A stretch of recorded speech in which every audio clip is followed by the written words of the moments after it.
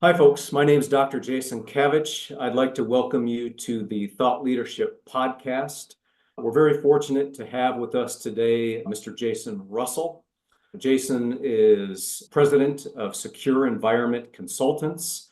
He is a former Secret Service agent, a former federal agent, a former law enforcement officer as well. He has his bachelor's and master's degrees in areas of criminal justice and law enforcement he can elaborate on. And the point of today's podcast, folks, is I have different folks on here from different walks of life, but it's about excellence. It's about accomplishment. It's about people who have taken on life in which is very complex and can be difficult to navigate. And we want individuals who can share insights with us on very important issues across the board that we can learn from, because in part, we're born to be developed.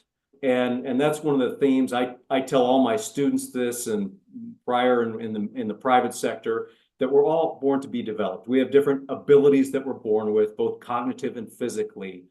But the idea is, how do we inspire, motivate people to build better lives for themselves, despite the background that they may come from or not?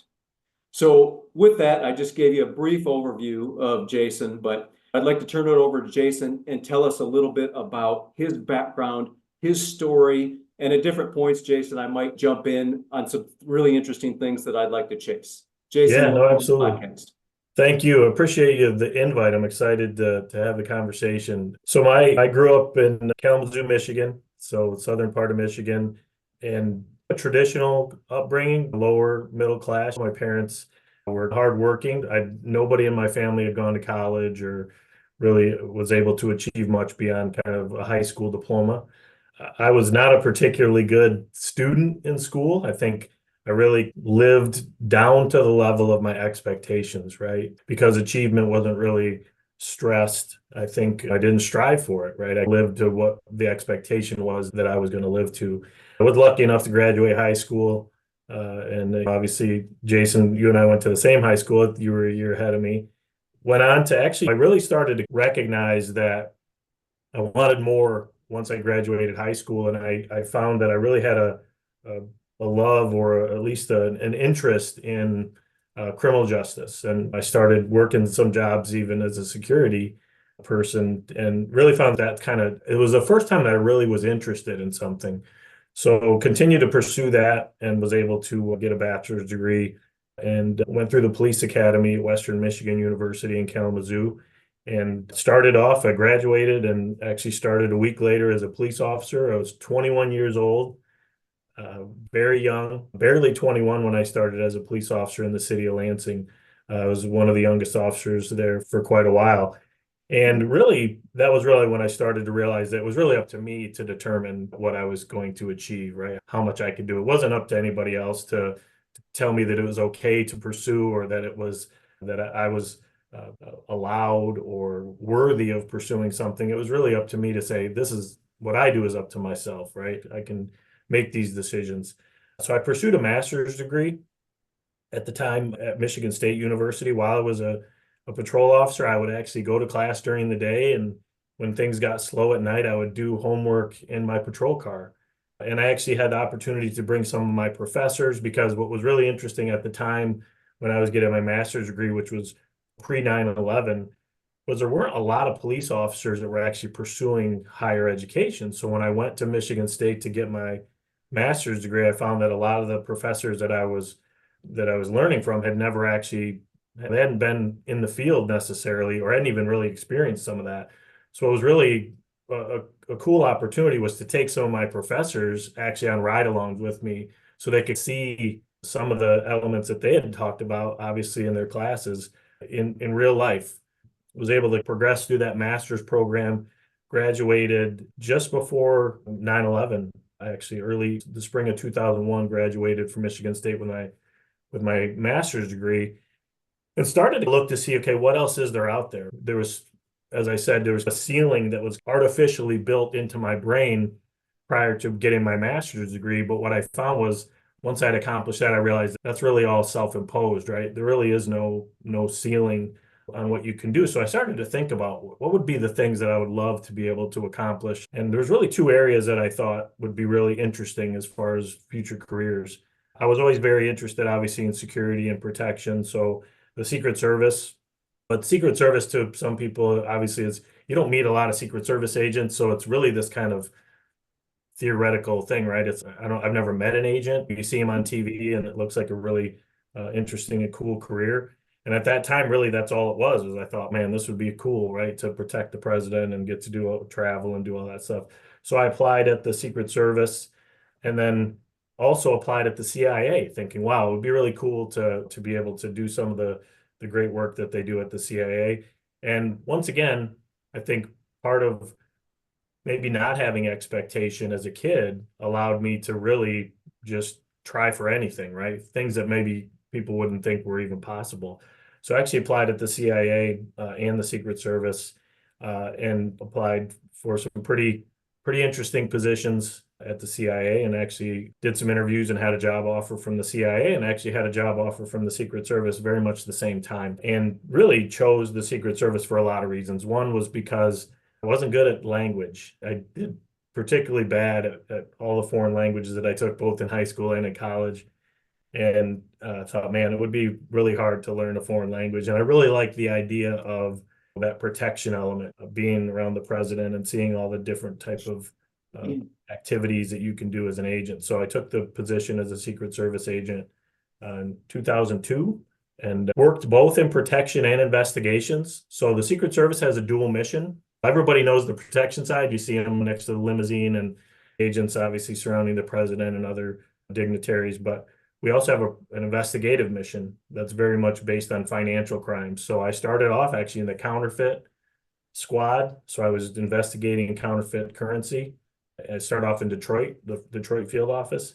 I would do protection on a rotation basis. So I'd travel with the president or the vice president, do some protection assignments, did a lot of work on advanced protection, which is really going into an environment and setting up before somebody that's protected arrives. So I got to see and do a lot of really amazing things. I got to take President Ford when he was a former president to University of Michigan on his last visit there. Before his death, I was actually in charge of President Ford's funeral at the church here in Grand Rapids, Michigan, where I'm currently at. Traveled overseas with multiple presidents, did a lot of foreign dignitaries. I protected the president of Iraq, several visiting heads of state, as well as president, vice president, two presidential campaigns, so 2004 and 2008, was involved in those with candidates and all those types of things and lots of different events. And during that time, I met my wife has a childcare business here in the West Michigan area. So I was really limited on my mobility, the ability to move.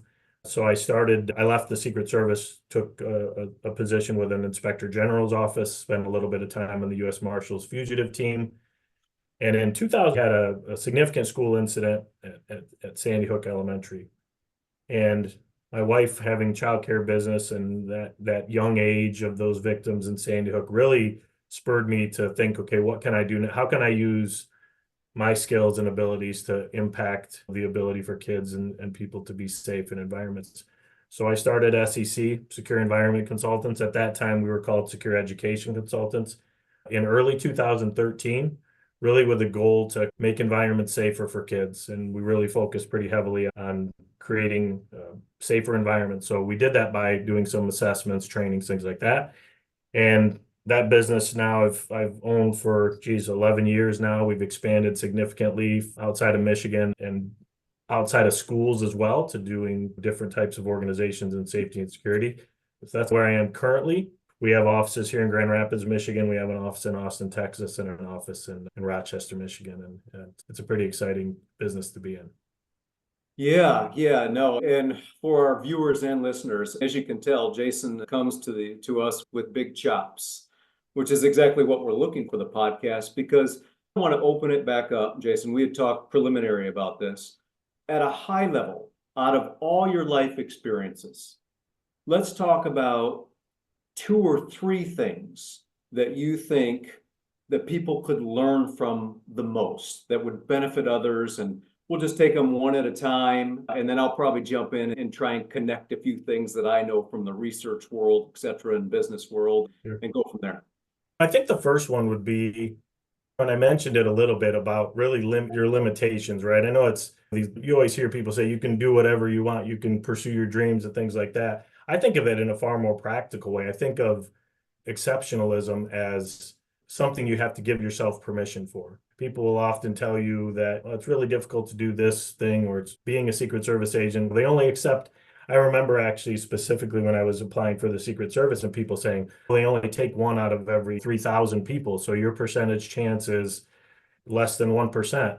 And I remember thinking my percentage chance if I don't try is zero, right? I think that idea of allowing yourself to pursue things that are maybe even beyond what you think is within your reach, right? So for me, some kids grew up where they were really encouraged to do big things, and they often either they do those big things or they never really achieve to the level that they possibly could. I was the opposite situation. I wasn't really brought up to believe that I would really be able to pursue much. In some ways, I think a healthy level of delusion, right? To say, okay, nobody's ever told me I couldn't do this, so I'm going to go ahead and try it. And so that idea that exceptionalism is okay. It's okay to pursue exceptionalism, right? It's okay to push beyond your boundaries. I think when I became an entrepreneur, I had a really hard time with public speaking. I was really uncomfortable in that world. And that idea of exceptionalism, okay, I want to make myself good at these things. I want to pursue these things at a higher level. So I really taught myself to be a good public speaker. And now I get offers to go and speak and do keynotes across the country. And it's something that I had to really force myself into.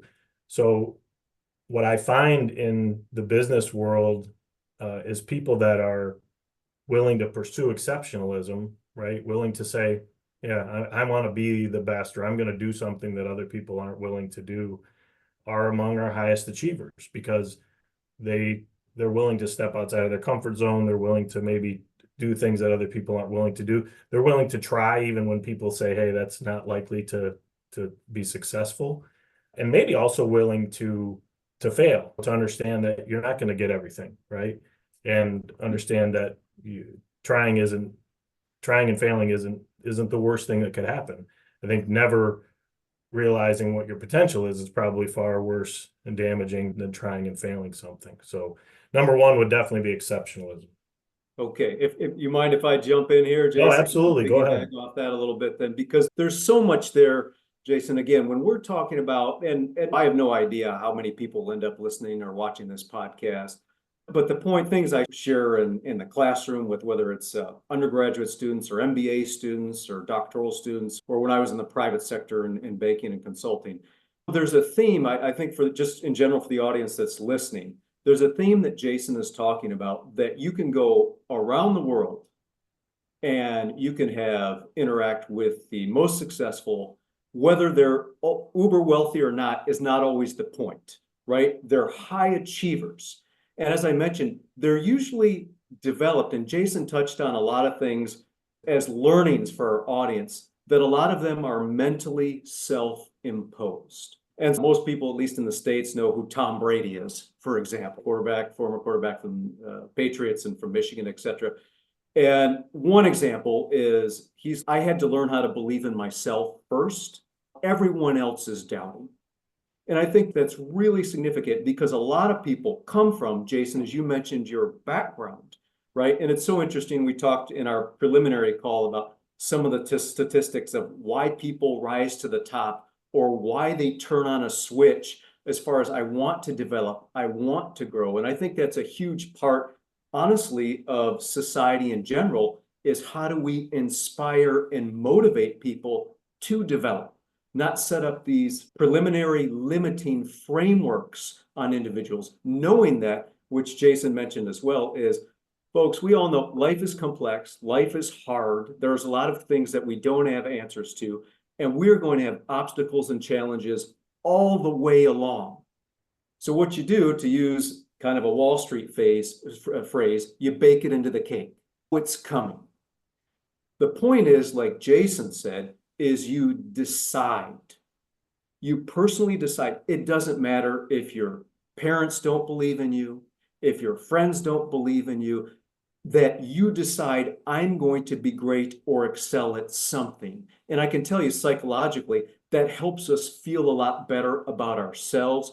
People who do not accomplish what they feel they could have are lazy, shirk a lot of responsibilities, do not feel good about themselves. The psych research is very clear on this in this area. And even though I'll put it this way, there's no singular silver bullets in our world. There are all kinds of market forces and behavioral forces that we do have silver bullets for. And so when a person, despite what everyone else says, you know what, I'm going to attempt to be really good at something and make my life better, my family's life better, and the world a better place, which is as noble of cause as you can try and pursue. When you do that, now here's the caveat, it must be coupled with a relentless hard work. Must be coupled with that. The hopes and wishes mean nothing. The decision comes with all the behaviors. That's how you gain confidence too, as Jason was referring to, is you get this series of behaviors where I tried something, I succeeded. And failure is actually a good thing. We learn the learnings you get from failure. You're going to win some. Just a quick insert here, Jason, is, for instance, Roger Federer just spoke, one of the best tennis players ever in the world, right? Just spoke at, I can't remember if it was NYU or Columbia at their commencement. And he shared that as a pro athlete, and he's one of the probably top 3-5 men's players ever, he won 54% of all his points. So barely over 50, right? And so my point is, again, to our listeners, is you have to decide, give yourself permission. I love the phrase that Jason mentioned, because a lot of people, you'll have social forces, you'll have family forces that might be like, you're not any good. We didn't come from anywhere substantial. This notion of you can be what you want to be is not corny, but you must be very diligent and very strategic in attempting to do that. Okay, so Jason, you can either respond or go. I think that's a great point. And the one thing that I would add to that is, when people think of a goal, it's easy to think of that where you want to end up, but it's really about saying, okay, what are the steps that I need? What are the small things that I need to do in between where I'm at and where I'm going to go to move me in that direction? So I always think about it as create a situation where you can have some wins early, when you can have some positive things happen early, because that encourages you, right? It's almost like if you're riding your bike and you want to ride 50 miles, if you can start that ride on a hill going down, you're going to get some good momentum, and that momentum is going to carry you through some of the times where, okay, now I have to go uphill, but I've already got all this space behind me that I've accomplished, right? I'm halfway there, I'm a quarter of the way there. So having some wins early, but also understanding that it's incremental. Success, certainly in business or in anything you're going to achieve, is always going to happen in small pieces. And if you're not willing to take the journey, which might include some uncomfortable things, then the likelihood of ever reaching that goal is far more difficult. So try to create situations where you have some wins early. And I think, Jason, one comment, evidence-based comment I want to add to that is, I asked both my undergrad and graduate level students, what age do you think the average age of a CEO of a Fortune 1000 company is? When I ask undergraduates, they'll often say 30 years old, right? When I ask graduates, they'll do it a bit higher because a number of MBA students are pretty seasoned or have some decent corporate work or private sector work under their belt, and they'll guess a lot of times in the 40s. The average CEO of a Fortune 1000 company is 54 years old. The average board member on a Fortune 1000 company is 63 years old. And I tell them, I'm linking it, Jason, to what you're saying about the journey and the steps, that it's a lifetime pursuit. And I tell my students that specifically because it gives them a reality check. I'm like, look, First of all, it's incredibly competitive. I'm just using the business example here, Mhm. but incredibly competitive to become a CEO of a Fortune 1000 company. When I worked with Citibank, we had 325,000 employees. So to even climb that ladder, let alone global competition, right? People pulling talent from all over the world. But to buttress Jason's point is that it is a journey, it is a process, and you have to work and continuously learn, which Warren Buffett and Charlie Munger, who was his good friend, their silver bullet was the most successful people they've seen in life are people who are the best lifelong learners. So I'll pause there, and Jason, either you can react or go on to a second point you'd like to make. No, I think you're right. The idea that you know everything or that you're gonna, once you get to a certain point, that's it. You've reached this thing. You should always be pushing that goal out farther, right? And really trying to see what you can achieve beyond just those basic, whatever your initial goal was. The hope is you reach that and then you set higher goals along the way. I think the one other thing that I would say that is particularly important, and I see it a lot in business, is if you want to pursue comfort at every turn, you will fail. It's unequivocal. You will fail. If you are not comfortable in uncomfortable situations, or if you're not okay putting yourself in a little bit of misery, you're going to struggle. So I think one of the reasons, if you look at some of the, especially high achieving people, a lot of times they're people that have pursued discomfort in one way or another. You look at the Navy SEALs, I have some Navy SEALs on my team, and they're willing to pursue such a high level of discomfort to achieve, right? That when they go into business or going through Secret Service training and involved all the things that I've been involved in, you're actually put in so many uncomfortable situations that it helps, right? Because you're willing to be miserable to reach a goal. That's one of the things that I focus on with my kids all the time is pursuing discomfort, right? Doing things that doing things that are miserable, because generally the important accomplishments come out of that. Yeah, and Jason, again, I'm going to piggyback off that because that's such a salient point. It's I don't know if it's a global norm or an American norm of seeking comfort, to your point, right? Wanting life to be easy, not having to work that hard. When here's another silver bullet for our audience. Actually, the real path to success is the exact opposite. You want to be in the top 5%, the top 1%, you have to be willing to do things that other people aren't willing to do.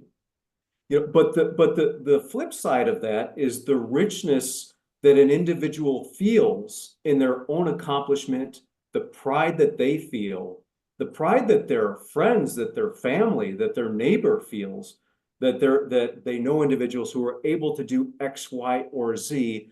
Couldn't be more true.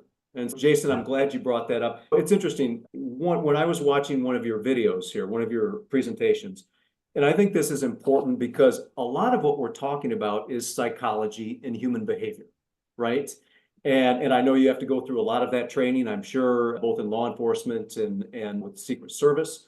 And there was a quote, we didn't even have a chance to talk about it yet, but you mentioned that people sink to the level of their training versus, and correct me whether it was level of their confidence or something under stress. If you could give us that quote. And Yeah, so the quote is, under stress in times of uncertainty, people don't rise to the occasion. They sink to the level of their training or their preparation, right? So you fall back on, what have I prepared for in these uncertain circumstances, right? In this uncomfortable set of circumstances.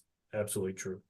Yeah, no, and I think that's the discipline part where when people gain confidence is because their behavior, they've done something successfully or failure-wise again and again, not just you're not standing in the mirror saying, I'm really good, or I'm going to be really good at something. It's about the volume of work that you put into that.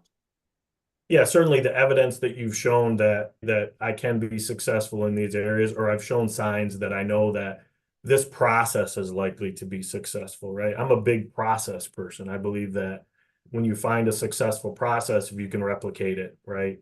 And if you can teach other people a successful process and they can replicate it, then they can be successful.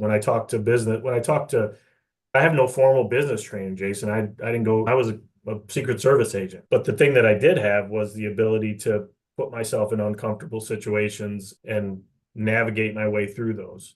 And being an entrepreneur is essentially 99% of what you're doing is being uncomfortable, being in uncertainty, right? So when I talk to a person that wants to start a business, a lot of the questions that I'm asking them are resilience questions. And once I start to hear a crack or an excuse or an equivocation, I know that if they don't get rid of that, I don't care how good your idea is, I don't care how much money you have, I don't care how smart you are. If you equivocate, if you're not willing to do what other people aren't, none of the ideas that you have matter. None of your brain power necessarily matters, because I'm not the smartest person, certainly. I'm not the most well-trained business person, but I'll go to a level of discomfort that most people won't.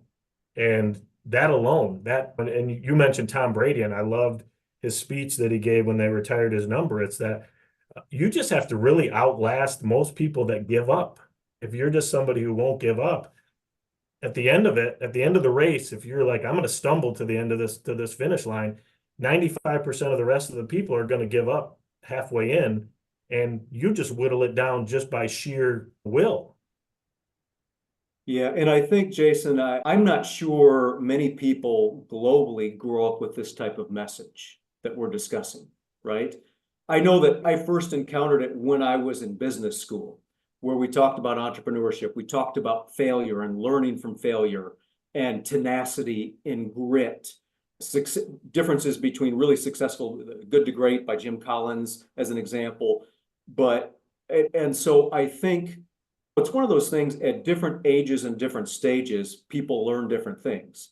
And so I think even what we've covered so far, and we're only about halfway through, is a message that for our listeners, a few things. Some people may know a lot of what we're sharing already, but a lot of times it motivates them. I know I'm motivated. I happen to follow a gentleman named David Goggins. Not sure if you know who that is or not. Some people do, right? As in folk of his ilk, right? And it isn't even about, do I agree with everything he says or believe everything he says? It's what can I glean and how does he motivate and inspire me in addition to other sources, right? And I think that's one of the benefits actually of the internet. A lot of people have voices. We're sharing things that, Jason, prior to the internet, we may have never reconnected again, as an example, right? But absolutely. So I'll steer us. One of the things we talked about that is really important, we haven't covered too much, but let's talk about your mission, connecting to your mission, and feel free to talk about it related to your company and what drives you in your business. Yeah, I think connection to mission, right? Whatever you're doing, the more you are connected to what that is, right? Connected to the actual mission. What am I trying to accomplish? When you talk about, and this certainly is relevant, you talk about motivation, right? To me, motivation is like caffeine. It eventually goes away. And what you're left with is what I call mental toughness, which is when the motivation is gone. Motivation is January 2nd in the gym. Mental toughness is June 29th in the gym, right? I can take a picture January 2nd and God bless, you see so many people there, and that's motivation. That's, I'm going to do this. And then when that initial fuel burns off and you're left with, what do I have left to fuel this, right? That's where connection to your mission is important. It's, do I care about what I'm doing enough? Do I believe that what I'm doing is correct and right? Do I believe what I'm doing is impactful? And if I do, and I'm connected to that mission, and then there's nothing that's going to be able to stop me. There may be things that jump in my path, that slow me down, that cause me to have to move barriers out of my way. But I'm always going to, if I'm connected to that mission, I'm going to continue to pursue it. And for me, that mission really started being a parent and realizing that, man, I want my own kids to be able to go to school and feel like they're safe and secure. I want your kids to be able to go to school or to their childcare and feel like they're safe and secure. I want my neighbor's kids. I want everybody's kids to go to school and feel like they're safe and secure. So that mission to me was really, and I said, I have all this security knowledge, right? Me not using that to benefit kids and schools is negligent on my part. So that was really what spurred me to start SEC. And I think truly, despite making several poor technical business decisions, when I'm talking to a client, they can feel my connection to the mission, right? If you really study, I'm a big believer in nonverbal communication, right? When I'm giving a presentation, when I'm talking to somebody, what they're really looking at, about 85% of what they're picking up on is my nonverbals, how much I'm connected to what I'm saying. So if I'm selling something that I don't believe in, if I'm talking about a mission that I don't really connect with, no matter how much I try to hide that, it's going to show. It's going to show in my nonverbals. So I have this really crazy ability to explain our mission to our clients. And our close rate, if you're to use the sales term, is so high, but it's only high because I'm so connected to it that when I talk about it, everything about my physical being changes. My body language changes. The way I talk changes, and people connect to that, and they realize they actually do care about what they're saying.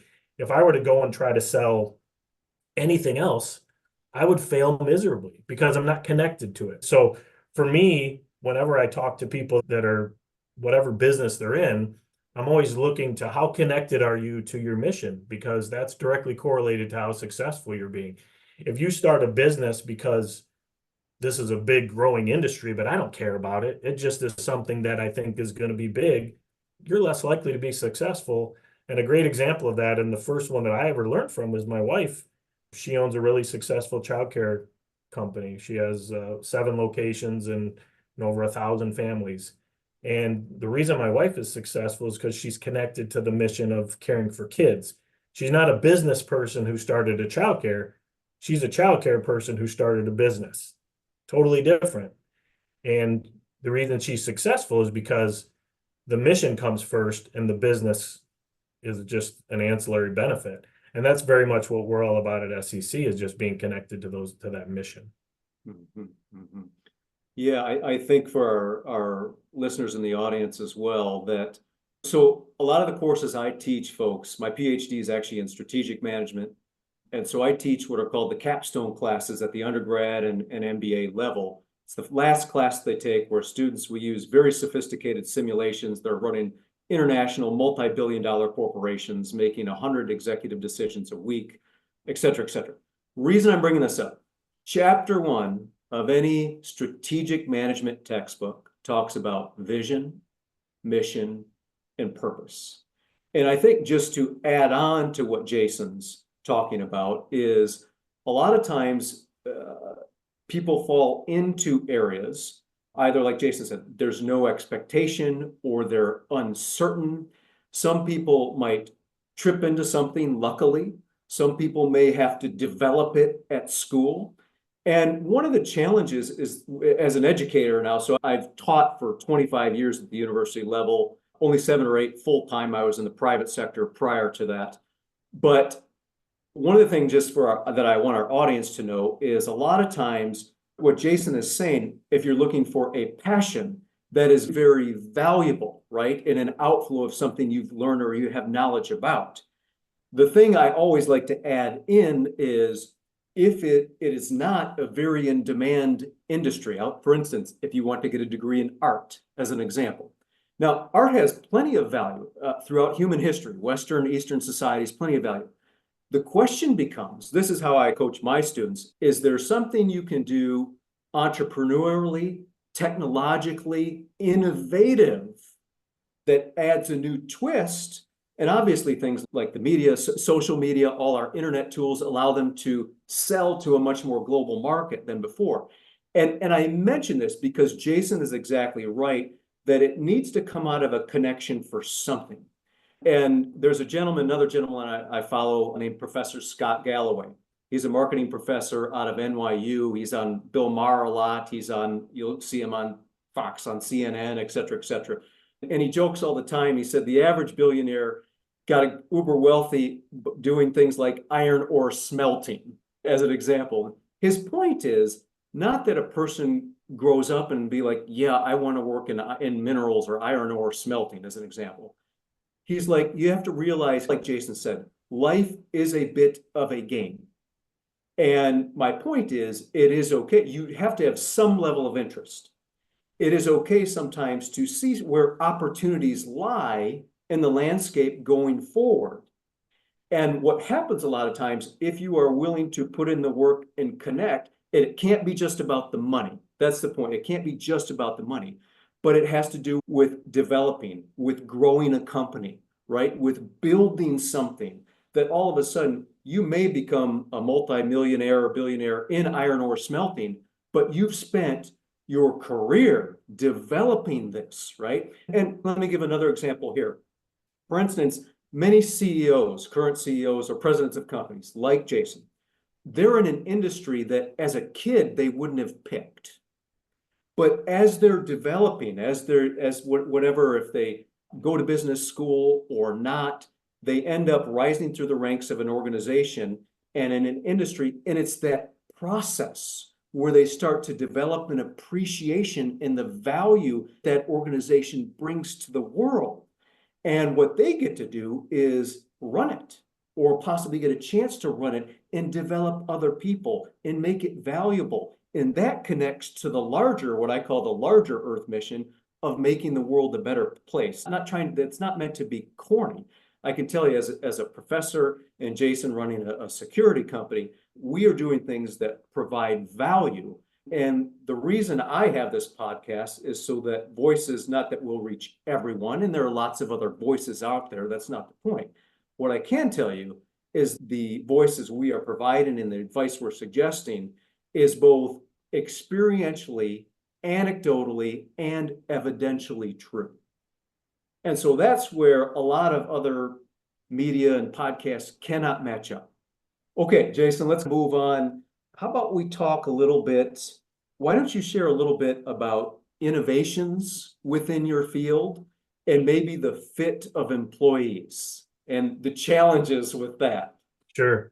Yeah, I think obviously you mentioned earlier, right? When you're creating something, you're trying to say, okay, first of all, is this needed, right? You can have all the passion you want in the world about whatever, but if it's not needed, if you can't create a business from it, then you're going to struggle no matter what. Even you might love what you're doing, but it may not be a viable business. So the business that I'm in, obviously, it's not new. I didn't create something new necessarily. What we're trying to do is really take things that currently exist and really improve how we do them and insert that connection to mission. So a couple of things that would be examples of that are on our consulting business, where we're talking with organizations. We're really focusing on inserting ourselves into areas where typically consultants haven't been involved. So that might include even things like designing new facilities, right? So a lot of times security and safety and emergency response come in after you've designed a facility. We actually have created a process where we're actually involved in the entire process. So we're thinking about the end result on our personnel side of our business, where we actually provide security personnel into schools. We've created kind of these executive level contracted positions, which is truthfully something that hasn't been done at the executive level in security. So you might see a security director who's the executive over a district, right? Traditionally, schools have contracted with security guards. We've actually created a security director position that we place into school districts and into corporations. And what that does is it allows for a little bit of support for that person, right? It allows for a little bit of expertise because they have the backing of obviously SC. When we're looking for fit, it really is comes back to me about connection to the mission. When I'm interviewing somebody, depending on what the position is, if I'm interviewing somebody to be a security person in a school, my first question is, do you even like kids? If you don't like kids, then it doesn't matter how good you are. I don't care what your background is. I don't care what your degree is in. If you do not like kids, this is not a place for you to be. And we're really all about relationships. I believe, especially in education, security doesn't happen through enforcement of rules. It happens through developing of relationships, right? So when I'm putting somebody into a high school, I'm looking for somebody who can go in and develop relationships with those kids, build some trust, be a consistent presence in that child's life. It may be the only consistent presence that they have. And what we have found is I don't need a big, strong, burly security person. I need somebody who's really good at developing relationships because they get good information, they develop trust. People don't want to do things that violate trust of somebody that they care about. So I'm really looking for that, right? That ability to develop relationships. When I'm looking for people in our consulting business, traditionally, what I originally thought was I could just take somebody that had achieved a high level, maybe at the Secret Service, and just make them a consultant. It wasn't the case. What I found was a lot of times those people were so process oriented, they had lost the creativity, right? Because they had risen to such a level that they were just overseeing things. They weren't actually they weren't operational, right? They weren't actually doing a lot of the work. So we really try to source people that fit well and are able to go out and extend our mission. And they also have to believe what we believe, right? I never want to send somebody out who doesn't believe what we believe.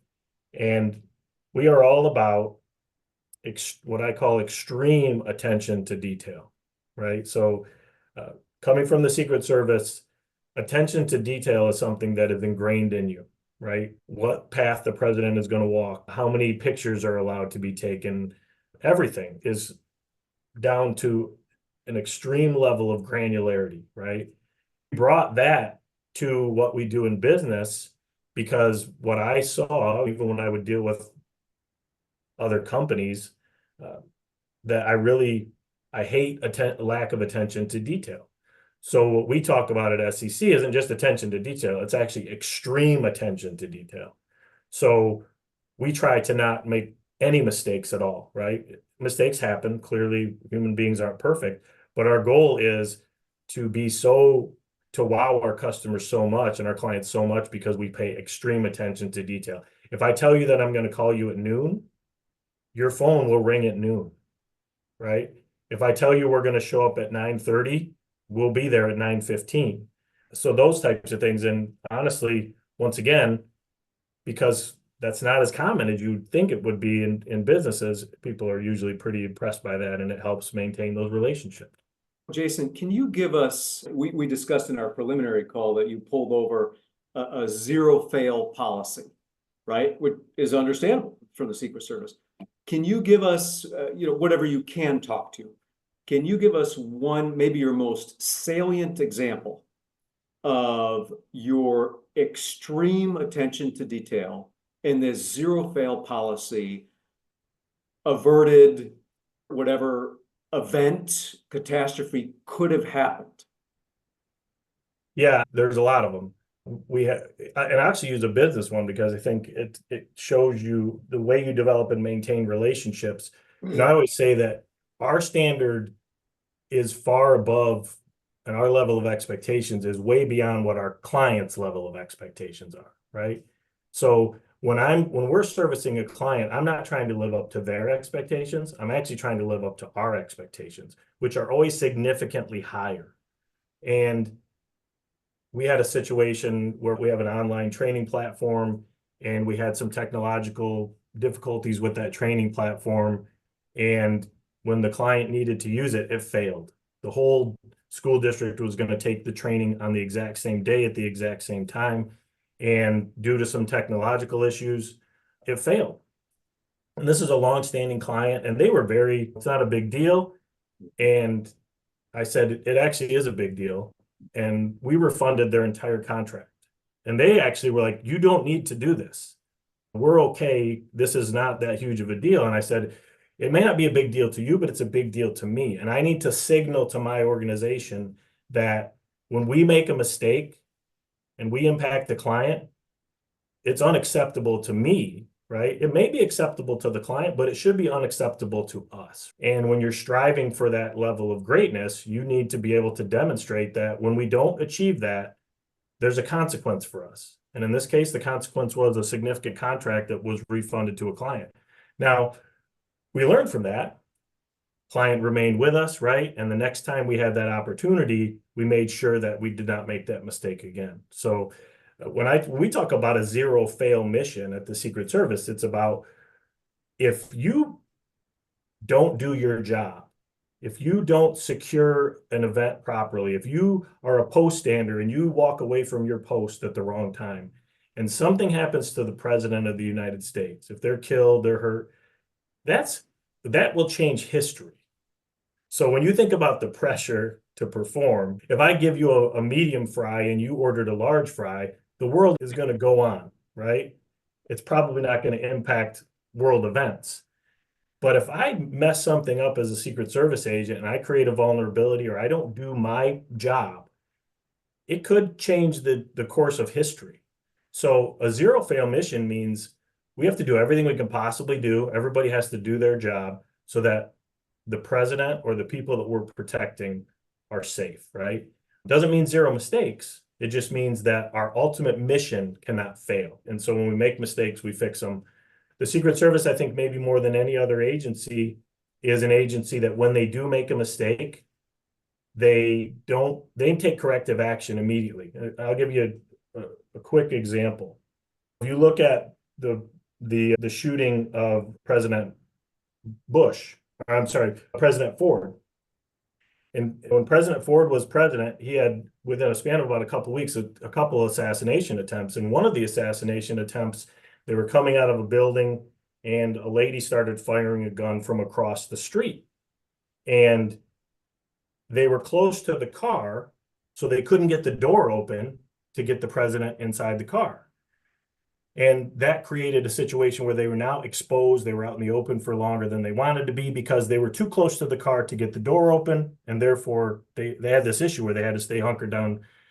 After that situation, if you ever watch the president, if he's ever in any environment, you'll see the limo door, if he's nearby, is always open because they learned from that incident and they said, we'll never make that mistake again, right? We'll never make a mistake where we don't have the car door open. So when President Reagan, when the assassination attempt happened in President Reagan, in 1980 or 81, you'll see that car door is open so they can quickly get him in the limousine. That ability to learn from your mistakes and actually make sure that you're correcting them as best you can to avoid similar mistakes in the future is something that's so ingrained upon me because I lived it, right? I lived the situation where, man, I do not want to be the one to mess this up. So you learn to pay attention to detail at a level that probably isn't, it's definitely not normal, and it's often not comfortable for people that haven't lived in that world. So you have to really teach it to them. Okay. No, Jason, excellent examples. And I think I want to tie it for our viewers and listeners as we're closing in on an hour here. I happen to be a parent of a young child and who hasn't even started school yet. I'm an older dad, etc., but very soon. And so, Jason, but I can tell you as an educator, I'm very concerned about the level of education he's going, the quality of education, but also safety and security. And I assure you, probably almost everyone who listens or watches this will either have their own children or have a niece or nephew. That's statistically, we know that's true. So given our environment in the United States, what are some things that how can you empower me as a parent? How can we work with our school districts, with our state legislators, as far as guns, gun policy, safety? You are the oracle here, Jason. So please share. I'll tell you the first thing that I would say is we want to avoid the tendency that people have to chase whatever the last emergency was, right? So I think we're very fickle in the US and we're always responding to what just happened. And that's particularly the case in emergency situations and definitely the case in school emergency situations.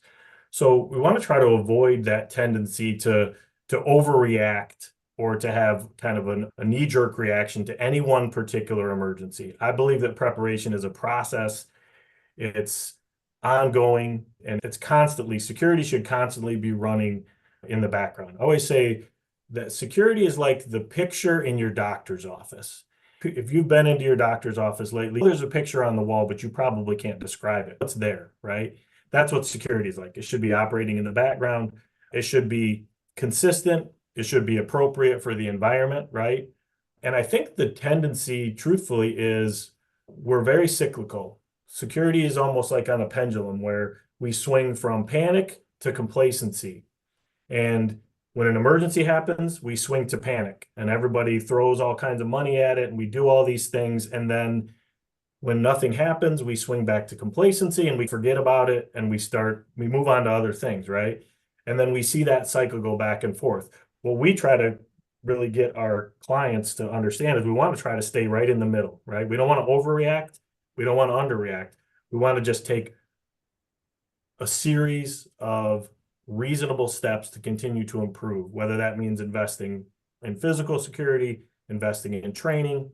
Security happens in layers. So if you're taking your kids to a school, you're going to want to ask, what do you have in place talk to me about your physical security. I want to understand how your entrance works or what your door locks look like. Talk to me a little bit about what you do for training. How do you prepare your teachers to respond to an emergency? The emergency plan that sits on the desk isn't going to do anything in an emergency. Nobody's going to read it. Nobody's going to pick it up and flip to the active shooter section. They're going to respond based on how they've been trained, or if they haven't been trained, they're going to respond based on having no training. So to me, it's really asking questions, right? What do you have in place? And understanding that if I don't hear good physical security, if I don't hear good procedures, and if I don't hear good training, I'm missing something, right? And we talk to our childcare clients and our preschool clients and our K-12 and our higher ed and our business clients about making sure that they're covering all those layers. So as a parent or as a citizen, I'd be asking questions, right? What are we doing? And truthfully, asking your legislators, how are our legislation supporting safety and security? We're at the end of June here as we're recording this, Jason, and in Michigan, we had unfortunate reality of 92% of the safety and security funding in the state of Michigan taken away from schools. And what that is a reaction to the fact that we haven't had anything happen. Real quick, what I'll say is there's what I call the paradox of prevention, right? The paradox of prevention is if I do things correctly, right? Put the right preventative measures in place, if I do a good job of focusing on mental health and focusing on relationships and all those things, if I do a good job of passing relevant gun legislation, safe storage legislation, things like that, theoretically, having taken those steps is more likely to prevent an incident from happening. But I can't prove what I prevented because it never happened. So what happens is when we start to see a reduction in security incidents in schools, we don't connect that lack of incidents to the resources that we've put into it. We basically say we must not need this at all, so we can use this money for other stuff. That's the reality, the unfortunate reality of security is when you do a good job, you appear unnecessary, right? Real quick last example is the Secret Service faces this every single year when we go to Congress and ask for a budget increase because they say nobody killed the president last year. And that's the point, right? All those things that we did likely prevented that from happening, but it's hard to attach those two. So that's probably the area that I think is the most concerning. Yeah, I think so, Jason. Part of what I do on a daily basis is how do organizations create competitive advantage and how do they keep it, right? And so I would think, and I'm at the beginning of this curve of having my child in school and have to, that would be a competitive advantage for schools to say, look, we have this invested. This is in business, we call this a hygiene factor, which means you have to have it. You just have, for instance, I'll give you an example. In our business schools, the top 6% of the business schools, which I'm fortunate to be a part of one of those in the world, have something called the AACSB accreditation. It is the most rigorous. It means that your faculty, what is taught, the research productivity, its impact globally shows real results at a certain level, right? If you don't have that, your degree is not as, and this is globally, it's not as valuable. And for instance, international students won't even, if they come to the States, they won't even pick a non-AACSB. My point is this, is that this is something that I, as a parent, because I'm with you on asking questions, my training is definitively asking questions, but my specialty is how do I use information to get people to do what I want, right? And that's not always by force, that's by influence, right? And so I think to your point, because I think that would be a tremendous competitive advantage, whether it's a public school or public school district or private schools, and they're willing to be like, look, we invest this amount, this is part of our budget every year, and here's what we can guarantee compared to other schools in the area. It's probably the only market segment where security is a differentiator, right? In other words, you don't go to a grocery store because you're like, man, they have great security at this grocery store. You don't care. But where you take your kids does impact how the security does impact your decision. And we've talked to our clients about leveraging that differentiator, right? Because it is so powerful when people are choosing. And the one thing you said that I just wanted to parallel to security is what you're describing in the security world is basically fire protection, right? Fire protection is required. In other words, it's a standard. You have to do it. You don't even have a choice, right? The rest of the stuff that people do, whether it's doing training for your staff or having higher level security features, are not a standard.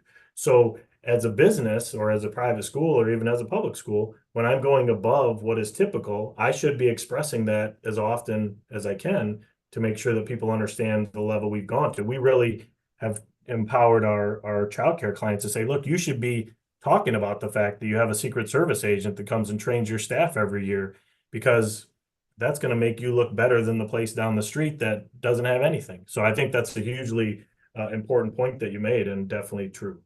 Yeah, Jason. Unfortunately, a lot of, not all, but a number of government organizations aren't the best at marketing themselves, right? If they're using differentiators, where the private sector, they may contribute $1 to something and you're going to see it on billboards all over the place. We do X or Y. But Jason, thank you so much for your time today.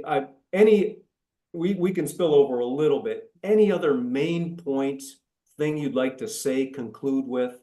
I think the only thing that, we talked a little bit earlier about how people start and connecting to their mission. What I've really seen truthfully is a big difference between founders, entrepreneurs, and operators. I'm not particularly the best operator. I'm more in what typically when you see somebody who takes a business from and runs with it, their passion is in growing businesses. And I love the fact that you pointed that out, because I've never been able to articulate that as clearly, right?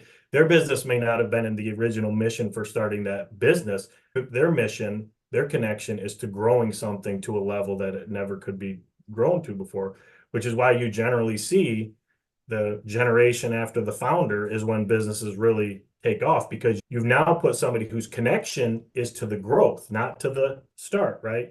Which that it still plays, right? That connection to the mission of growth is so strong that it actually accomplishes far more than what the founder was able to do. And I see that in my business. I brought in people that are really good operators, right? Because that's not my strong point. And we've seen growth based on that. So that mixture of having the founder and strong operators in the same environment is hugely impactful for your businesses. Yeah, Jason, as you can imagine, there's a big research literature on entrepreneurship, right? And what founders often do. And for instance, with Facebook or Google or some of our larger tech companies, where over time, they bring in people who are experienced running Fortune 500 companies or to take a company public.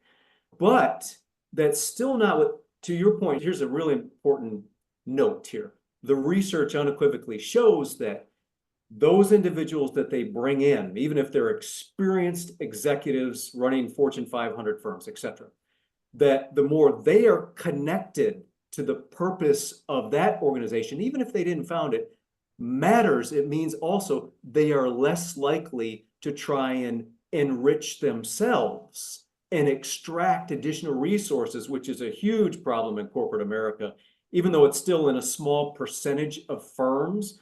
But what happens is shareholders and stakeholders lose out. If someone is they're not quite connected, they don't care enough about the organization, they care more about themselves, they hide it well. They can often be very charismatic leaders, and people are like, oh, they're fantastic. While behind the scenes, they have set it up so they will leave with a $500 million parachute, as an example. That's on the board to oversee, and I digress a little bit.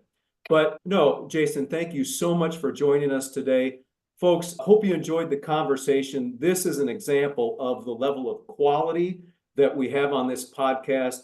As you can tell, Jason and his employees, folks, Secure Environment Consultants. Right? Yes. Please check out his company because you can look at he has 150 employees. You can look at the quality and caliber, to his point, important things.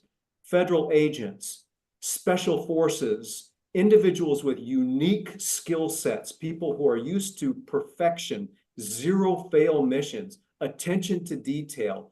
Who wouldn't want that in your school, in your organization? So Jason, thank you again for joining us today. Thank you.